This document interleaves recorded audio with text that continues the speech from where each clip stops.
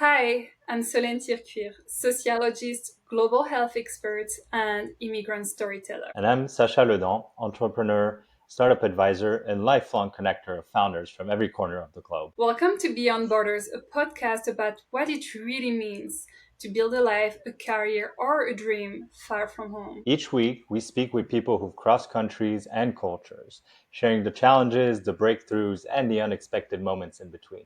That's where the real story begins. Welcome to Beyond Borders. Hi, I'm Dr. Solène Tircuir, and today I am joined by Orestis Trasanidis, a global innovation leader, a bridge builder between Europe and the US. Originally from Greece, he leads the EIT hub in Silicon Valley, supporting startups, researchers, policymakers with a background in engineering, AI, sustainability. He drives cross-border collaboration. Welcome, Orestis. I'm really happy to be here. Thanks a lot, Sol. Well, let's start at the beginning. What first brought you to the US and how did your international journey in innovation started? When we were first discussing and you brought this question, I was really start thinking about that. And I wanted to start it with not the moment that I really landed to US, but one few years ago, before that. It was when I was selected by the Fulbright to be an EU-US Young Leader. So that was a kind of a series of workshops. It was a 3 days event. Super nice, really excited to be there. I was just graduated my master program. But in a way, it was a discussion between the hot topics, global challenges. But I would say that that was kind of my first time that I landed to US because the experience in collaborating, discussing with my US counterparts was really exciting for me and really a window to the different culture. The only years, I don't know, 2 or 3 years after when was I really landed. It was kind of it was a coincidence actually. The fact that I was going to US. I was supposed to come temporarily, only for a few months, to help a program that we were running. It was summer, so I didn't know what to expect. Really, landing to California for the first time, it was an eye-opener and started really engaging with the people there in order to make the program successful was a truly unique experience for me. And when was it? Then the date was like 2.5 years ago, something like that. So I'm pretty young to this ecosystem. Being so young to the ecosystem and being so successful in the same time, only 2 years later, that's truly impressive. And I am really curious to know more about this Young Leader Fulbright program. How did that happen? It was a collaboration between the Fulbright and the European Commission. So they were looking for young, promising, let's say, innovators, policymakers, depending on the topic, to contribute to this discussion. So to contribute to different discussions between the Fulbright alumni and the European Commission programs alumni. I was also part of one program there. This is why I was part of the community. And you know what I think that played the biggest role for me to be selected? The fact that I was running a startup. I think that played the key role. I remember that was the core idea in my motivation letter. So apart of the fact that again, I have studied different topics. I was working as an engineer back then. Let's say my angle was this, that I'm a young entrepreneur and I want to be there to contribute to this discussion, adding this perspective into the different conversations that we were about to have. Truly, truly an amazing experience for me. I was there for 3 times, so I'm I kind of have a sweet spot for this program. Speaking of perspective, what was the biggest culture shock you experienced when moving to the US? To me, I think I found fascinating how open and direct is the ecosystem. In Europe, we have countries that they have the same, but maybe one country is as direct as the US and less open. Maybe one other country is really more open than US but less direct. So I think US has this combination of the two that makes also the culture way different. And to me, that was the first thing that I noticed. Sometimes I think on average in Europe we like to take more time to think about what we're gonna say, when in US they say it and then we're discussing about this. So I think that was the key and the first thing that I noticed when I was dealing with the US counterparts. And in my opinion, it's the key factor of the success of the Valley or the US as an innovator, of course. And when you mentioned this different cultural approach and way of communicating, how you navigate these different perspectives and nuances yourself? I think to some extent the interaction between the two creates a kind of a new approach or a different mindset that allows you to do that, to navigate between the two. To large or small extent, I believe that you need to adapt. I mean, to know to speak the language, right? But as I was saying before, it's not very strange the UN's mindset. After all, the Europe and US are really close to each other. I mean, and maybe I can name, I mean, I would say, in my humble opinion, another ecosystem in Europe that resembles a lot the US is the Dutch. So I feel that the Dutch people are really close in terms of minds and how they approach business. And then being in Europe and working at the European level also allows you to be exposed to the Dutch ecosystem like others. So that kind of prepares you already to land to US. And maybe this is also meant to extend a little bit my answer to another topic. This is kind of also the beauty of Europe, that it's a multicultural ecosystem. This is the beauty and the challenge at the same time. So I think if someone succeeds in doing business in Europe in the different countries, I think he was well prepared to go internationally. It's not that easy to do. It's easy to say though, but yeah, I think Europe is a good school for international activities. Well, speaking of leadership across culture and that you started to mention, you are now advising startups from Berlin to the Bay Area. And you mentioned the key component for you was adaptation, the long process that you went through. What you mentioned the way people do business between Europe and the US. Can you highlight what exactly is different in terms of mindset? Yes, and I will start with something that also contributes to the previous answer. I think in US, as we said, the things are more direct, they're business oriented. When in Europe, we can say that there is more strategy or will to make collaborations. It's what I'm saying. It's not true. We shouldn't stay, but just trying to make a point here. Of course, in US there are multiple organizations, and they're doing great strategic thinking and great strategies and strategic collaborations. But what I want to say with that is that in US they're really truly business driven, and this comes from the fact that they experience a single and more liberal market than in US. In US, we see that the public sector it's much more stronger, and that leads to what I said before. So the companies they're also looking much more on the public funding. They're looking on allying with others, even if this is the public, rather than being, let's say, a direct businessman trying to get all the value from the market. Because to large extent, the public sector is one of the biggest clients in EU. So we'll start with that, and that maybe that allows someone to also understand what is the different mindsets and what you will deal when you go to US compared to what you have in Europe. Again, sorry, I'm gonna still contributing to the previous one, but I will get to your answer. It's fully aligned. It was part of the things that I experienced when I was there, that the people already wanted to get money from me, which was super good. I was trying to, coming with the EU mindset, I was trying to build synergies more, but then for them was much different the way that they were approaching us. And I think it requires some time, but you can get there. Now, what I said has a great impact also in the way that we do business and the way that the startups understand business. Again, and disclaimer, from ecosystem to ecosystem, the approach is different in Europe. So it's a different thing to support a German startup, a different thing to support a Greek one.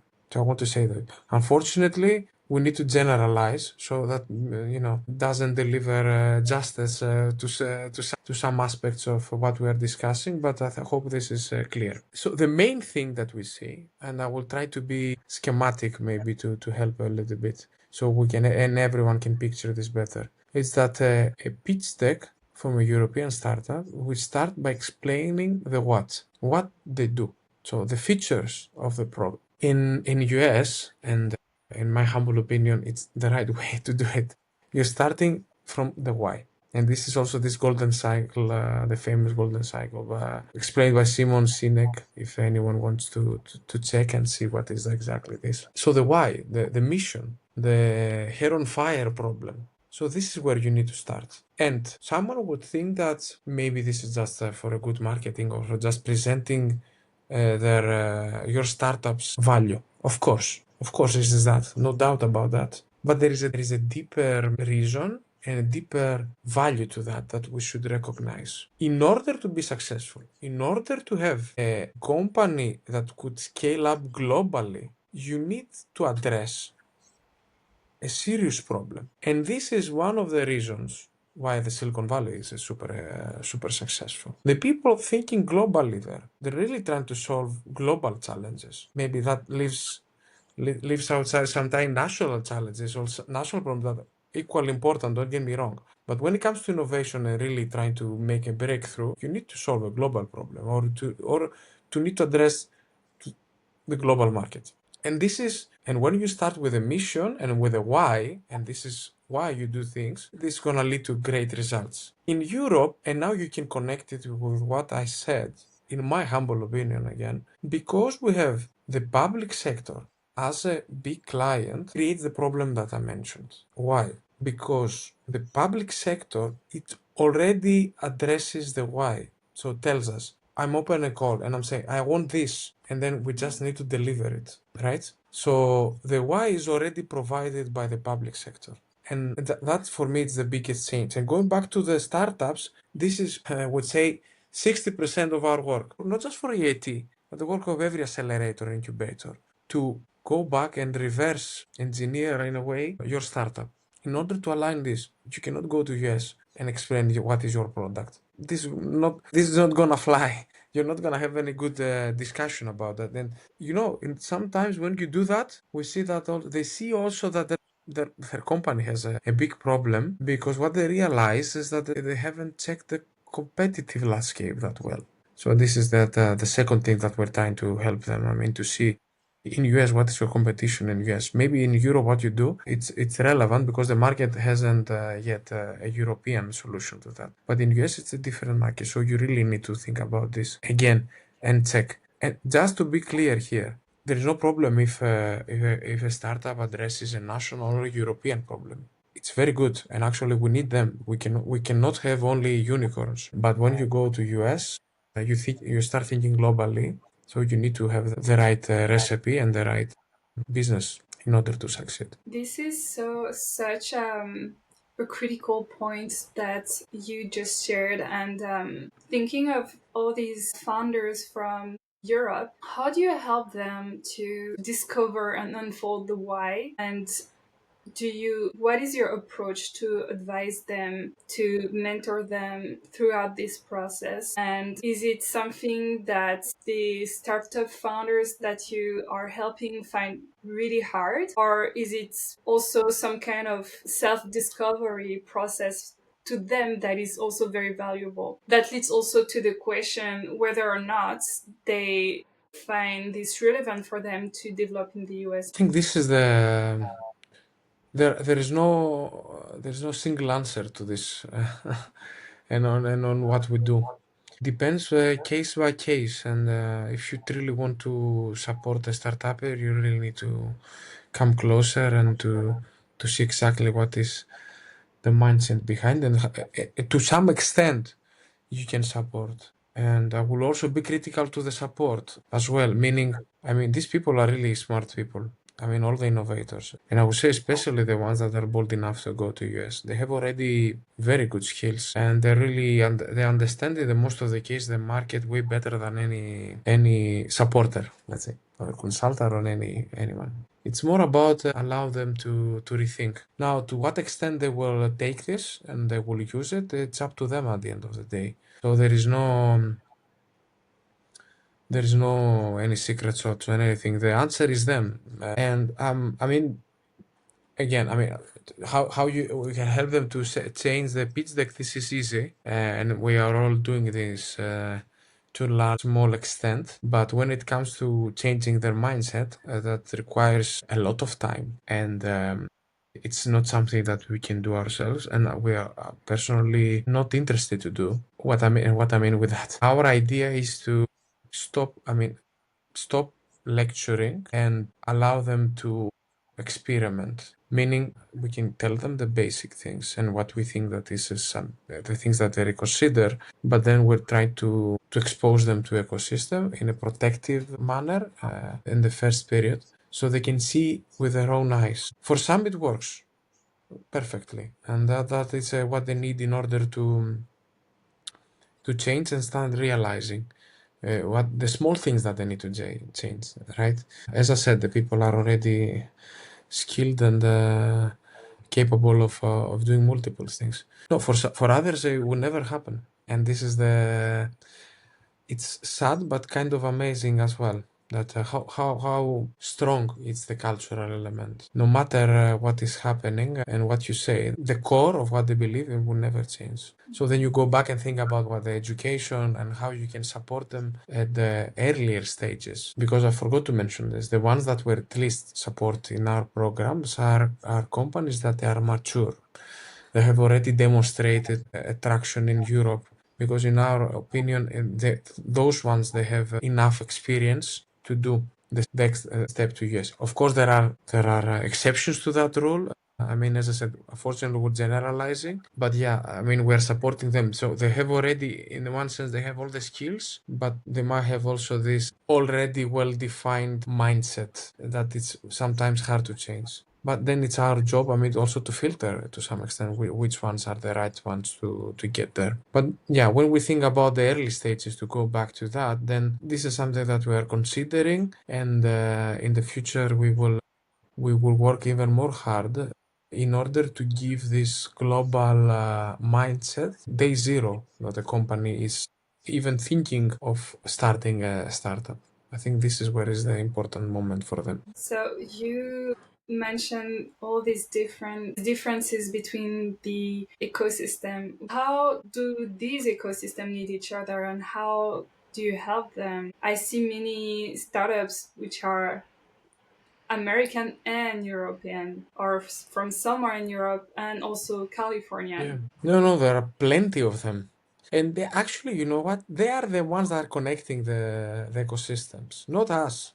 And I would say I would be happy if I have contributed the slightest to that so far. So it's the market that connects. I mean, if not the market, is the history and the similar cultures. Because as I said before, I mean, yes, there are differences, but comparing the EU and the US culture and mindset with other mindsets, we will see that how close they are. I mean, from our side, I think what we do, and we're really proud about that, is that we have this dual presence, both in the Valley and the EU. So we discuss about the US in EU and about the EU in US.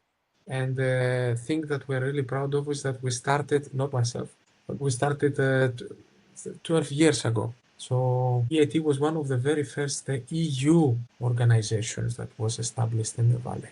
And there were many others that followed. But this is the important thing, and I would be super proud of the fact that we hosted many conversations. We did a lot of ecosystem work that is somehow hard to quantify and hard to explain or to capture the value of it, but it's truly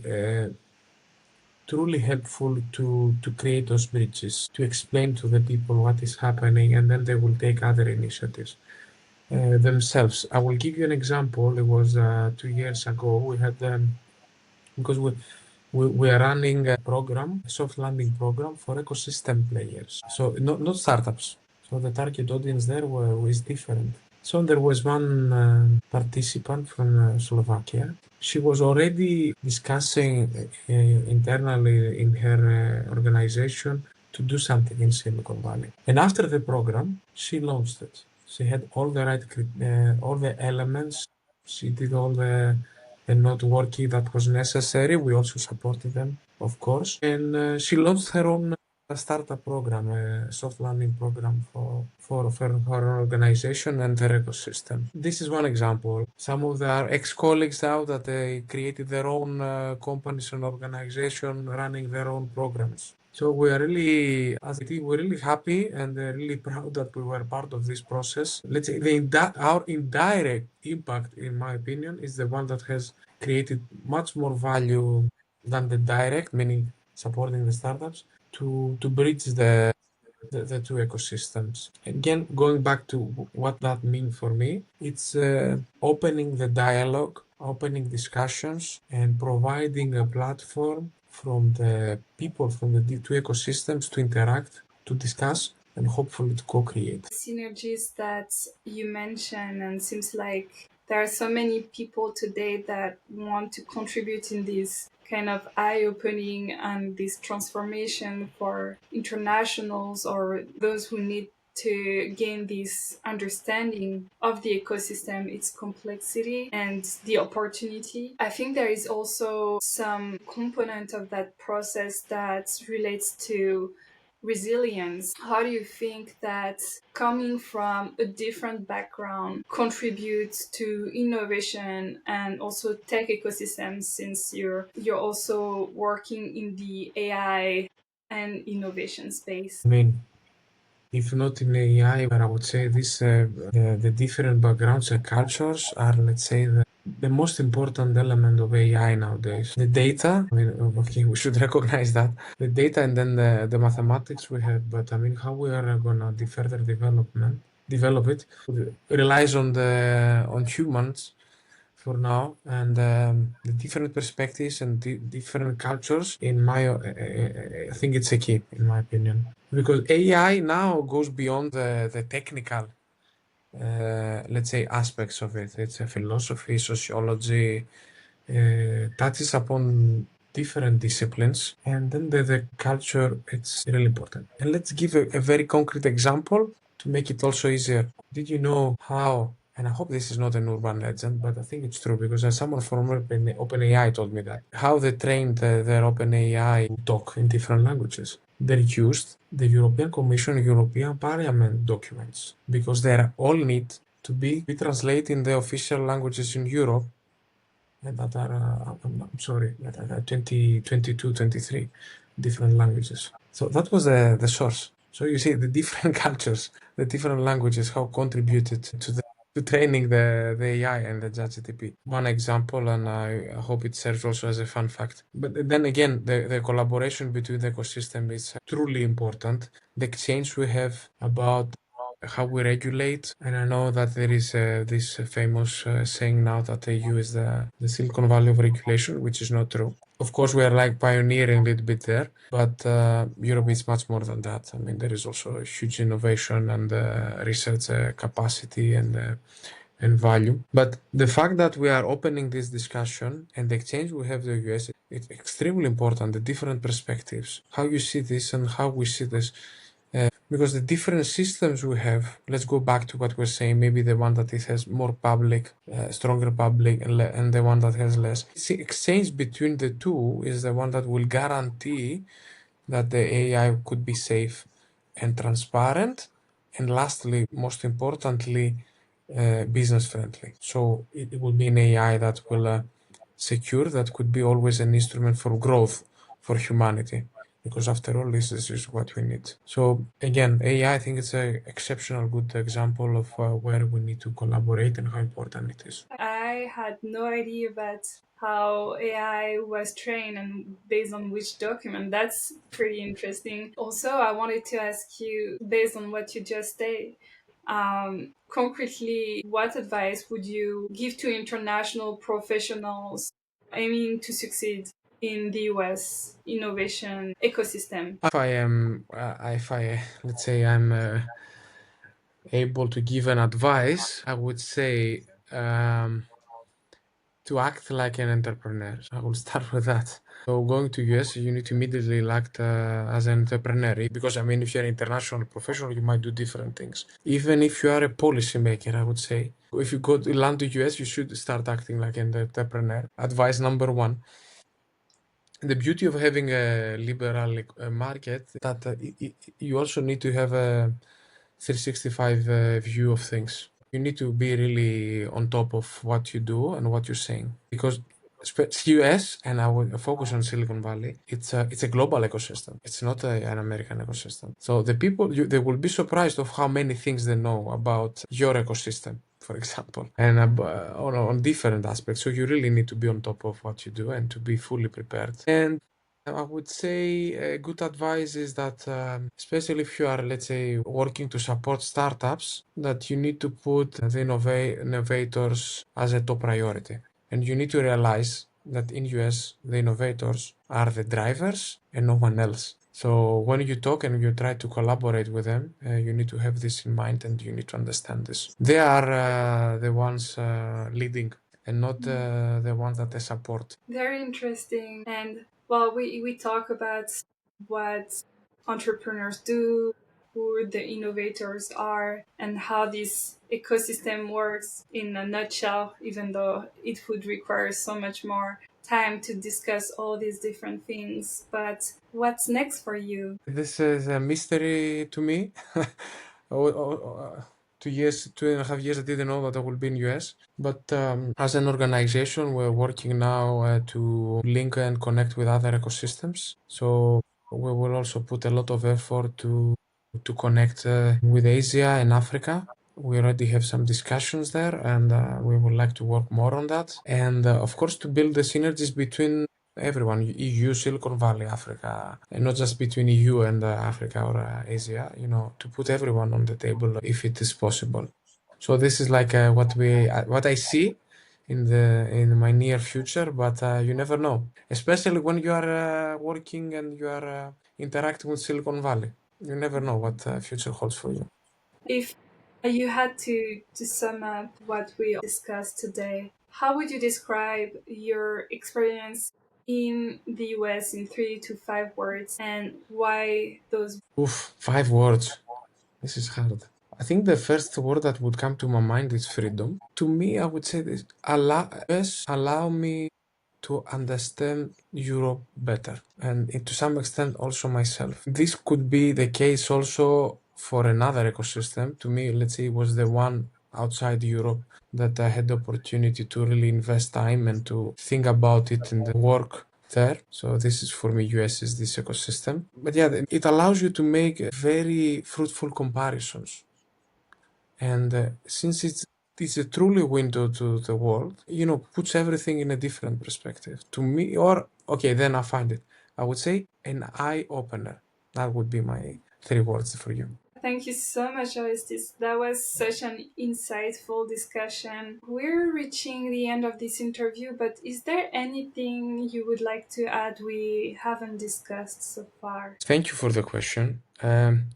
One thing that I want to add is this. I don't think that the EU should copy US to any extent, nor Silicon Valley specifically, of course. We need to reflect, we need to understand what are the good things that could inspire us to make the right changes in our own system. I mean, how the system works goes much deeper, and there are also different aspects of a society system or a political system. It's not just innovation, and this is something that we need to recognize. So the advice there, I think, for every ecosystem builder or international professional is to reflect and take the good things that will allow them to make their work better. And then on that, US could provide for the Europeans easily. So I hope we can have another discussion in the future. Thanks a lot for your time and for having me here. I really truly appreciate it. We truly appreciate your time, and I'm sure our listeners are going to enjoy this episode as well. So Thank you so much, Orestis, and for your vision, for your work, and what you're doing to bridge continents through innovations and all these very insightful perspective that you've developed throughout your own experience. Thank you. Thank you. Thank you for listening to this episode of Beyond Borders and joining us in our celebration of the journeys, successes, and stories of immigrants making their mark in the US. If you found today's conversation inspiring, please be sure to follow, like, and subscribe wherever you listen to your podcast. You can also find more information at beyondborderspod.com. Your support helps us to keep sharing these inspiring and powerful stories with the world. Until next time, keep going, keep growing, and go beyond borders.